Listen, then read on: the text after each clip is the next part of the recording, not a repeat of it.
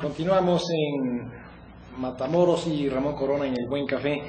Vamos a tratar un tema que es de importancia relevante, que no se le concede de entrada, que es la ley de transparencia, que reforma algunas cuestiones de esta norma que obliga a las autoridades a proporcionar información a la sociedad, ¿no? Sí, cabe recordar que, bueno, después de que se aprobó la ley, entró en vigor, ya con la experiencia de solicitar información, la anterior legislatura, todavía el 27 de julio, antes de cerrar el último periodo ordinario de sesiones, hizo algunos cambios, precisamente para que se pudiera sancionar a quienes reiteradamente no proporcionaran la información pública de oficio, la que están obligados a entregar, y también para que se pudieran hacer solicitudes vía internet y obtener respuesta de la misma forma. Sin embargo, bueno, esto fue regresado por el actual gobierno estatal y finalmente, pues ya hace unos días, hace unas semanas, los diputados actuales hicieron los cambios necesarios para que esto pudiera entrar en vigor.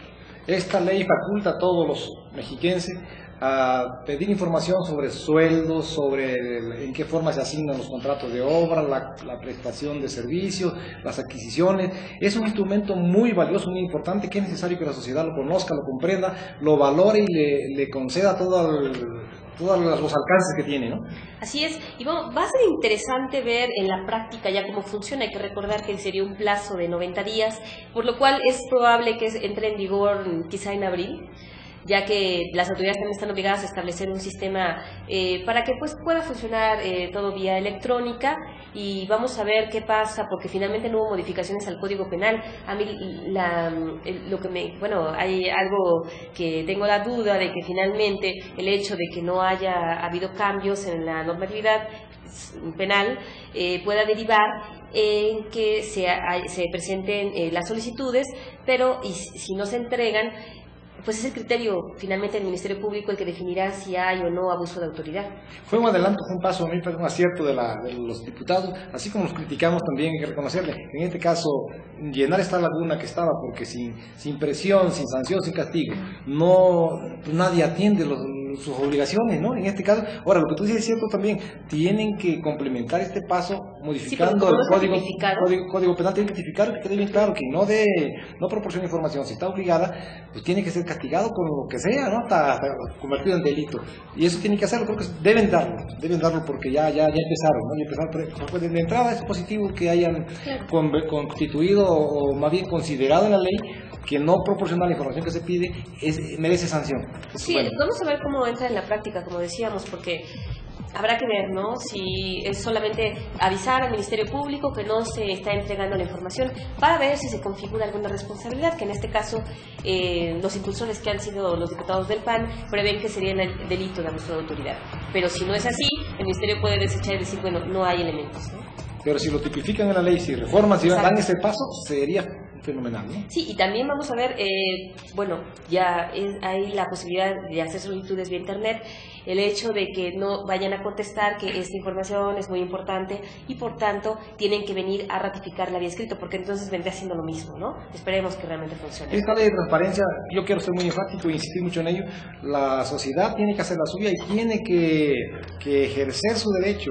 Si no pide información, si no demanda, pues va a seguir la opacidad. Entonces esto forma parte de la transparencia y la rendición de cuentas, pero la sociedad está llamada a convertirse en actor fundamental en esta rendición de cuentas y en esta obligación de informar, pues. Claro, y además, bueno, hay que recordar que a nivel federal sí existe la posibilidad de hacer solicitudes vía electrónica, entonces aquí en el Estado de México no tendría por qué no haberlas, ¿no? Claro. Y también los ayuntamientos, porque hasta el año pasado no todos habían cumplido. El Instituto de Transparencia quedó que iba a notificar a la Contraloría del Poder Legislativo para que aquellos que no hayan establecido sus páginas electrónicas, porque usted debe saber que hay información pública de oficio como son los salarios, la nómina, que tendrían que estar publicada en los 125 ayuntamientos, si no por internet en Gaceta de Gobierno, pues puedan ser sancionados. Pero eso es una responsabilidad incluso, ¿no? Claro. De la ley de seguridad público, sí obliga y tiene que ser sancionado. Tiene que ser primero obligarlos a que cumplan con estableciendo esa información vía internet, ¿no? Y si no es así, pues que los sancionen, porque sin sanciones es que no va a haber nada. Sí, porque eran creo que cerca de 40 hasta el año pasado todavía los que a los que sí lo tenían, y además las páginas estaban incompletas porque no todas tenían actas de cabildo y toda la información que la ley establece. Y bueno, un poco no tan ligado, pero bueno, también queremos hablar de los homicidios de periodistas, que bueno, si bien en el Estado de México no ha sido tan grave la situación, pues hay otras entidades donde sí es un problema muy fuerte. El sexenio del presidente Fox terminó con más de 30 homicidios de periodistas, ¿no? Todavía en un programa que tuvimos hablábamos de 29 o de 30. La verdad es que en Veracruz hubo otros 2 casos de homicidio, y esto es gravísimo, ¿no? En ninguna parte del mundo, en países que no están en guerra, tienen este saldo tan negativo contra los periodistas. Sí, incluso hay temas vedados, ¿no? Sobre todo en estados fronterizos, pues muchas veces los periodistas dicen, bueno, prefiero no publicar nada, sobre todo narcotráfico y esas cuestiones, para proteger a su familia. Y desde el punto de vista humano es entendible que así proceda, pero en cuanto al ejercicio de libertad de expresión, es gravísimo que se esté limitando de esa manera, ¿no? Y que además no se puede hacer nada, ¿no? Porque el gobierno ha resultado incapaz de garantizar a los periodistas su libre ejercicio de libertad de expresión, incluso hasta para castigar y sancionar a los que son autores de homicidio, ¿no? De periodistas. Y quizá habría que hacer ahí también un ejercicio de reflexión y decir que los mismos periodistas, las mismas asociaciones que se han constituido, pues tampoco quizá han sido muy enérgicas, no han tenido, pues, no sé, un papel más fuerte para ponderar que los derechos, las garantías de los periodistas se respeten. Las organizaciones se constituyeron generalmente para defender la libertad de expresión, pero frente al poder público. Estamos en un escenario inédito, pero que también tienen la obligación de encontrar fórmulas que le permitan a sus miembros la libertad y le garanticen su ejercicio de expresión, ¿no? Porque frente al poder público incluso esto es eficaz.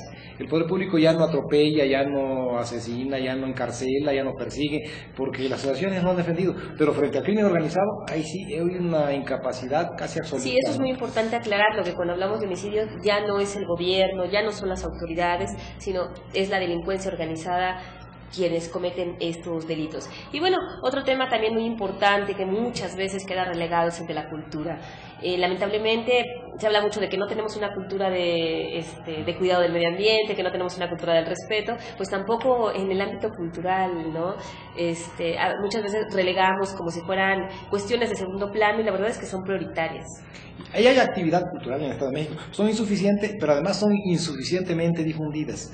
Muchas veces no trasciende lo que hacen. Hay instituciones que hacen mucho por la cultura, pero queda en el silencio, ¿no? Queda oculto todo. La propia Cámara, que tú cubres muy bien, si ves, periódicamente tienen exposiciones distintas, incluso están abriendo espacios para que los creadores vayan y expongan sus obras, y vemos allí que hay obras muy buenas, pero incluso le dan oportunidad a supuestos artistas muy malos, también exponen obras muy malas ahí, ¿no? Pero eso es otra cosa, es otro problema, ¿no? El chiste es que hay espacio y hay también mucha actividad cultural, pero deben de difundirse y deben de promoverse, y no se hace, no se conoce. Pues. Sí, falta más apoyo, porque también hay cuestiones muy importantes que se hacen, actividades por parte, por ejemplo, de estudiantes de la Universidad Autónoma del Estado de México. Hay teatro, hay danza, hay literatura, y lamentablemente, como ya lo comentábamos en un programa del año pasado, no existe en el Estado de México un festival cultural tan importante como los hay en otras entidades como Guanajuato, Guadalajara, ¿no? Tú conoces mucho de cultura porque Violeta ella estudió letras, es una gente con mucha lectura, con mucha cultura, con mucho conocimiento, ¿no? Y tienes razón, efectivamente, hace falta un evento que distinga al Estado de México a nivel nacional, incluso internacional, por su peso demográfico, por su peso económico, ¿no? Sí, se hablaba de que se iba a presentar una propuesta para crear un festival denominado Sor Juana Inés de la Cruz, ¿sí?, por parte de la sociedad. Por nombre no quedaría. Pues hay que recordar que la Sociedad Mexicana de Geografía y Estadística anunció que presentaría una propuesta para crear un festival denominado Sor Juana Inés de la Cruz aquí en el Estado de México, lo cual sería muy importante. Vamos a esperar que se presente. Las autoridades tienen la obligación de privilegiar también la cultura, generar las condiciones para que los que se dedican a ella puedan trabajar libremente, sin presión de ningún tipo, y también los creadores culturales tienen que demostrar que lo son de verdad, ¿no? Pues sí, ojalá que las autoridades lo hagan este año. Digo, hay muchas propuestas, hay muchos compromisos que tienen que cumplir, ¿no?, con este 2007 que nos llega, y nosotros queremos agradecer mucho la hospitalidad del Buen Café, ubicado aquí en Matamoros, esquina con Ramón Corona, que nos ha permitido hacer los últimos 2 programas. También me sumo a tu agradecimiento, y también a ustedes, televidentes, que en las condiciones que estamos ahorita de desvelo nos estén viendo. De verdad le agradecemos mucho y les ofrecemos un gran esfuerzo no queda por nosotros en cuanto a la calidad del programa. Pues esperemos que tengan un muy buen año. Muchas gracias. Y Macario, buenas noches. Buenas noches, gracias. Buenas noches, feliz año.